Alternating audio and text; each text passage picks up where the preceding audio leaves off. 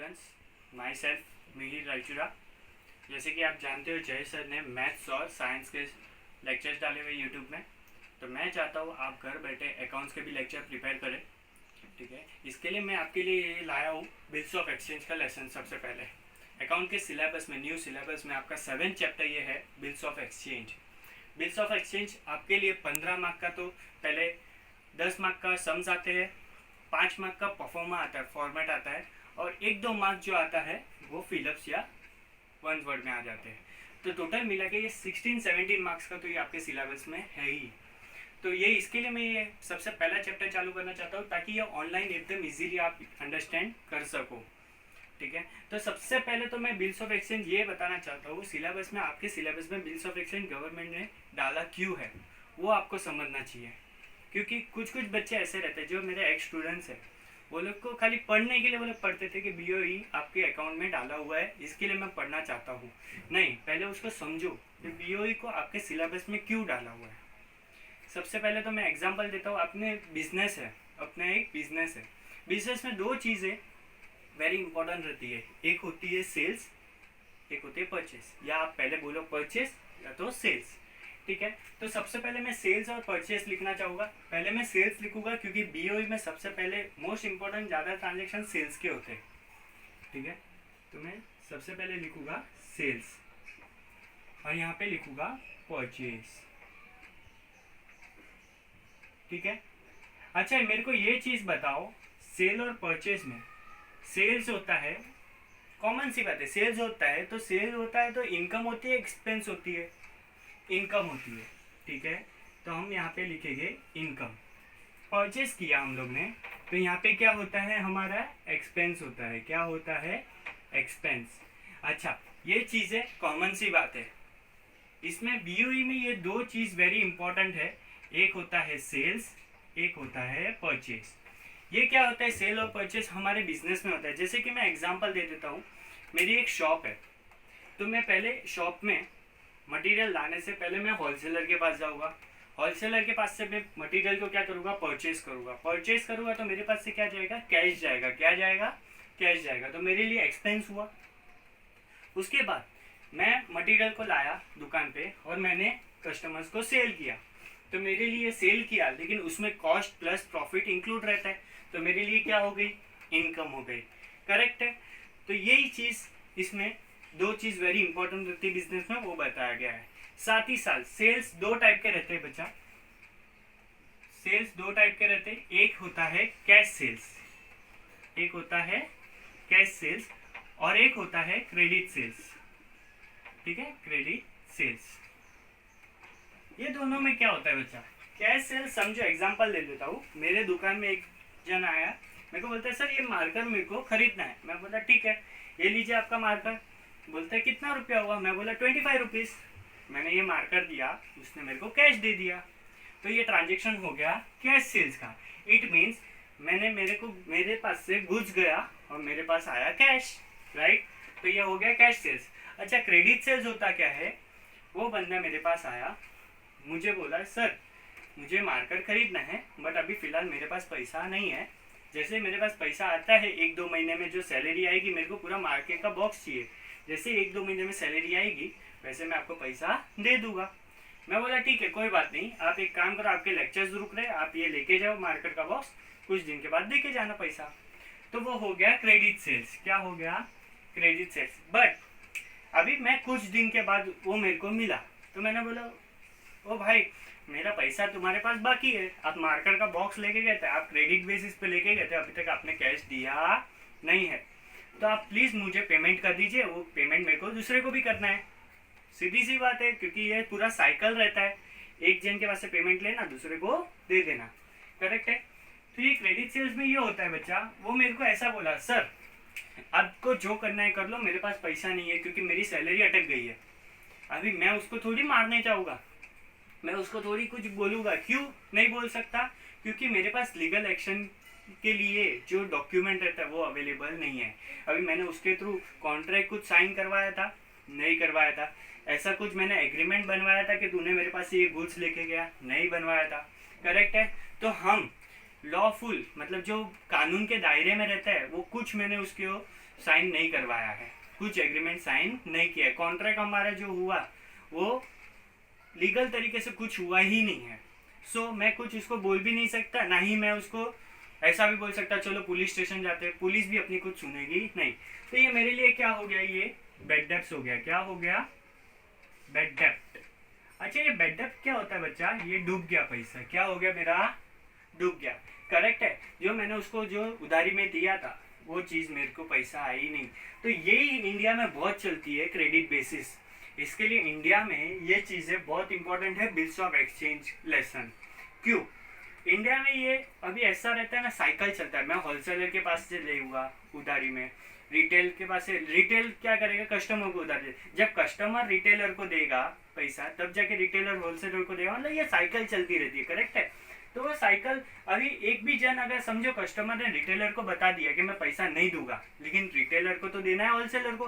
Correct है ना, तो होलसेलर को जो पैसा देना है वो तो लेगा ही, लेकिन कस्टमर जो है वो नहीं दिया, तो वो रिटेलर के लिए क्या हो गया, बैड डेप्ट हो गया। क्या हो गया, बैड डेप्ट। यही ध्यान में रखते हुए ये बिल्स ऑफ एक्सचेंज बनाया हुआ है। इंडिया में ऐसी बहुत सारी चीज़ें होती है जो बैड डेप्ट हो जाती है बिजनेस में। सामने वाला पैसा नहीं देता है, या तो सामने वाला क्या हो जाता है, रफू चक्कर हो जाता है, भाग जाता है। तो रफू चक्कर होने के बावजूद हमको वो दिख जाता है एक बार, तो हम ऐसा पकड़ के ऐसा बोल नहीं सकते तूने मेरा पैसा लिया, अरे मेरा गुड्स लिया था, मेरे को पैसा वापस दे। ठीक है, अगर कॉन्ट्रैक्ट कुछ हुआ है वो होता है बिल्स ऑफ एक्सचेंज। अभी एग्जांपल देता हूँ, ये अभी आप बोलोगे सर ये तो डूब गया पैसा, अभी इसमें बिल्स ऑफ एक्सचेंज क्या काम आएगा। मैं एग्जांपल देके आपको समझाता हूँ कि क्या काम आएगा। जैसे कि हमारे सब देखो, हमारे एग्जांपल देता हूँ, ए है और एक है बी है, हमारे दो बंदे हैं। सो यहाँ पे ए और बी ट्रांजेक्शन बता रहा हूँ, एक ए है और एक बी है, उसका कॉन्ट्रैक्ट हो रहा है। अभी ए ने बी को कुछ प्रोडक्ट सेल किए हुए, ठीक है, ए ने क्या किया, सेल किया, क्या किया, सेल किया। बी ने क्या किया, परचेज, क्या किया, परचेज किया, राइट। तो ए बी से कुछ कॉन्ट्रैक्ट कर रहा है, मतलब कॉन्ट्रैक्ट इट मीन्स कुछ सेल कर रहा है। अभी ए ने 10,000 का माल सेल किया, ए ने बी को 10,000 का माल सेल किया, लेकिन बी ने क्या बोला, सर ये क्रेडिट बेसिस का ट्रांजेक्शन है। बी ने क्या बोला, सर अभी तो फिलहाल मेरे पास पैसा नहीं है, मैं आपको 2 महीने के बाद पैसा दूंगा। हमने बोला कोई बात नहीं, ठीक है 2 महीने के बाद तू मेरे को लाके दे देना।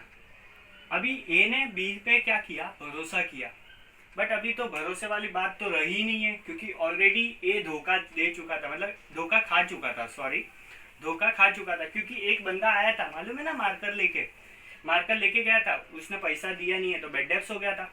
अभी ए को भरोसा नहीं है, तो ए ने क्या बनाया, एक ए के पास है ना बीओई टाइप का एक रिसिप्ट रहता है, जैसे कि हम कुछ भी लेने जाते हैं वो लोग पावती देते, वैसे एक रिसिप्ट रहता है, उसमें ये सब लिखा रहेगा कॉन्ट्रैक्ट कि मिस्टर बी को सो एंड सो रुपीज 10,000 मैंने दिया, ठीक है 2 मंथ के लिए। उसमें ये भी लिखा रहेगा 2 मंथ के बाद ये हम रिसीव करने जाएंगे तब भी हम लोग को पेमेंट कर देगा, ये सब लिखा रहेगा। और यहाँ पे आएगा बी का साइन, क्या आएगा, बी का सिग्नेचर। अब ये है ना लीगल तरीके से अभी भी फिलहाल हुआ नहीं है, क्योंकि ये अभी तो खाली है ए के पास है ये बिल, ए ने लिखा हुआ है कि मैंने बी से ट्रांजेक्शन किया। ये जब तक लीगल नहीं होगा, जब तक ये है ना साइन नहीं करेगा। मतलब अभी ए ने सेंड किया बी को, ए ने यही बिल क्या किया, बी को सेंड किया, बी ने पढ़ा, अरे वाह मतलब ये ट्रांजेक्शन मेरा हुआ है ए के साथ, कोई बात नहीं 10,000 का 2 महीने बाद मेरे को पेमेंट करना है। तो बी क्या करेगा, यहाँ पे साइन कर देगा। अभी ये साइन की जगह पे आ जाएगा मिस्टर बी, समझो ये मिस्टर बी ने साइन किया। मिस्टर बी ने क्या किया, वापिस ये सेंड किया किसको, ए को। तो ये क्या हो गया मालूम है, बी ने क्या किया, एक्सेप्ट किया, क्या किया, एक्सेप्ट। तो ये बी हो गया एक्सेप्टर, क्या हो गया, एक्सेप्टर। एक्सेप्टर क्यों हो गया, ए ने ड्रॉन किया, क्या किया, बिल ड्रॉन। तो ये चीज याद रखना बच्चा, ये सेल और ये परचेज किया, जो भी सेल करता है उसको बीओई में बोलते हैं ड्रॉवर, क्या बोलते हैं, ड्रॉवर। तो ए हो गया ड्रॉवर, और जो एक्सेप्ट करता है, जैसे इसने एक्सेप्ट किया, ये हो गया अपना ड्रॉवी। अच्छा ये भी चीज याद रख सकते हो तुम, who's drawn the bill, bill कौन बनाता है, ड्रॉवर, एक्सेप्ट कौन करता है, ड्रॉवी। समझ में आया, यही चीज दोनों, यही दो बंदे, मतलब समझो ड्रॉवर एंड ड्रॉवी के ट्रांजेक्शन के हिसाब से पूरा जनरल एंट्री बताया गया है बीओई में। तो हम आगे जैसे जैसे आगे बढ़ते जाएंगे मैं तुमको बताते जाऊंगा कैसे कैसे जनरल एंट्री करना है। पहले तो नॉर्मल सी जनरल एंट्री दो कर लेते हैं हम, जैसे कि फर्स्ट पहली एंट्री, ए ने बी को क्या किया, गुड सोल्ड किया, किस बेसिस पे, क्रेडिट बेसिस पे। तो बी के पास आया, डेबिट वॉज कम्स इन, मालूम है ना डेबिट इज रिसीव, ये तुमको गोल्डन रूल्स पता है कि नहीं पता है, debit comes in, credit goes out, ठीक है, debit receiver, credit is giver, तो वो सब जान रखना है। तो बी अकाउंट डेबिट, अभी बी का नाम क्यों आया, क्योंकि मैंने क्या किया, मतलब ए ने क्या किया, क्रेडिट बेसिस पे सेल किया, राइट। तो B account debit, B receiver किया, और अपने पास है टू सेल्स अकाउंट, क्यों सेल्स अकाउंट, क्योंकि अपने पास से गया है, अपने मतलब ए के पास से 10,000, करेक्ट है।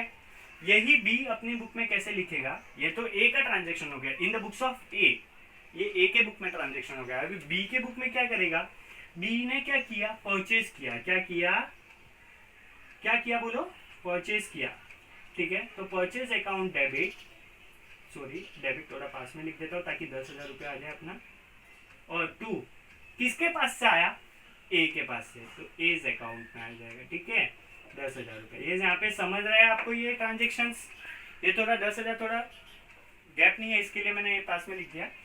उसके बाद दूसरा एंट्री, ये तो हो गया सेल्स का एंट्री, क्या हो गया, सेल्स का एंट्री क्या हो गया। अब कुछ दिन बाद मतलब 2 महीने बाद ए जाएगा ना बी के पास, ठीक है। अब ये क्रेडिट बेसिस वाला था, तो 2 महीने का इन लोग ने क्या किया था, कॉन्ट्रैक्ट साइन किया था। अभी 2 महीने बाद ए गया बी के पास, तो बी ने क्या दे दिया, सीधी सी बात है, बी शरीफ है, बी ने बोला सर मेरे पास पेमेंट आ चुका है आप लेके जाओ।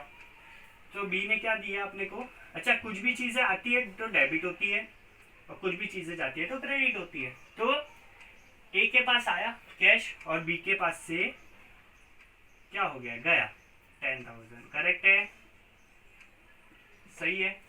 और अब बी अपने बुक में कैसे ट्रांजेक्शन बताएगा, बी के पास से तो पहले तो गया है कैश, ठीक है, कैश अकाउंट, किसके पास आया, ए के पास, ठीक है, A account debit to cash 10,000 10,000।